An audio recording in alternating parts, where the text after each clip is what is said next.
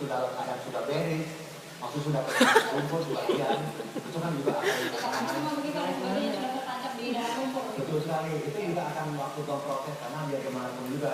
Biasanya kita kalau ngangkat-ngangkat benda yang kalau sulit untuk itu, kita bisa biasanya penyelam menggunakan yang namanya airlift. Airlift itu kita bikin apa namanya satu equipment kayak dari paralon, ya. Kemudian kita di depannya kita kasih nozzle, kemudian dikasih nanti dengan air pressure. Jadi istilahnya di apa namanya itu mau pakai water jetting ya, dibuka dulu dia punya bagian-bagian seperti itu ya. Atau dengan yang namanya pakai apa namanya pakai lifting, pakai airlift. Jadi disedot. Dan itu Mas Haryadi sudah sering melakukan itu, berpengalaman melakukan itu. Jadi mengangkat kapal-kapal yang karam. Ya biasanya umumnya rata-rata kapal-kapal karam, namanya tongkang atau bas. Termasuk yang tertancap di dalam rumput juga. Betul sekali. Nah, kalau saya sudah bilang ke permukaan, itu memang sudah ditanggung jawabnya KNKT ya, Mas Haryadi ya.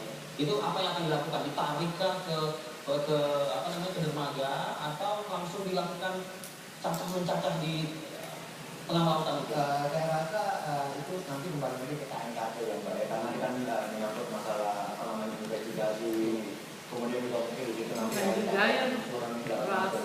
tapi biasanya umumnya tadi saya jelaskan tadi praktisi penyelam. ada juga dengan cara pakai konvensional yaitu penyelam. Ada lagi caranya yaitu saya dengar dari pihak KNKT sudah menyiapkan yang namanya kren. Mereka biasanya menggunakan kren bus, Mbak.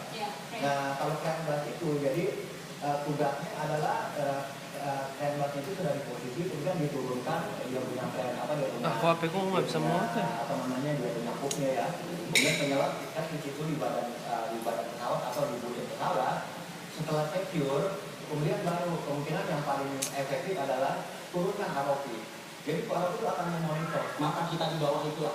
betul sekali karena memang kalau kita dengar saya ikuti perkembangan memang kebetulan kan problemnya adalah masalah weather atau masalah cuaca arus contoh arus kemudian juga visibility-nya mungkin zero visibility.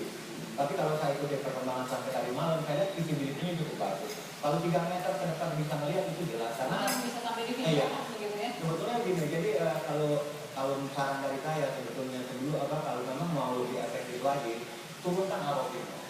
Kita lakukan yang namanya DVI, General Visual Inspection. General Inspection. Umumnya contoh ini ini buntut pesawat yang kita Objek lah ya. Objek. Jadi kita bikin general visual dulu, di video dulu. Kita mau tahu bagian-bagian mana yang bisa ditampilkan, kemudian penggunaan alat apa. Jadi jangan sampai nanti kasihan penyelam karena penyelam punya keterbatasan. Beda dengan ROV. Oke, Mas Henry juga kurang lebih demikian pernah mengangkat kapal di dasar laut. Kalau kita menurunkan ROV kan kita bisa lihat kondisi alat apa yang harus kita pakai, alat apa yang digunakan. Tapi kan kalau kita belum menurunkan ROV kita kan nggak bisa lihat. Karena kalau manusia kan berbahaya. Kayak kata alat itu menimpa penyelam. Tahu sudah ada Nama korban. Iya. Oke, pengalaman teman-teman pakar-pakar ahli ini tentunya yang sangat diharapkan kontribusinya begitu Mas Haryadi dan juga Mas Henry, dan harapannya pun juga cuaca mendukung, arus juga bersahabat sehingga PR ini bisa terjawab dengan segera. Gitu.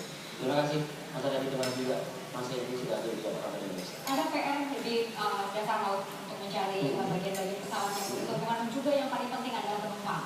Ya, sudah angkat sekitar 43 jenazah dan sebagian sudah juga dikirim ke Surabaya begitu, dan di sana nanti akan ada rekan kami Syafati yang akan mengabarkan bagaimana suasana di tim DVI di Posko Antemortem di Mapolda Jawa Timur saat ini.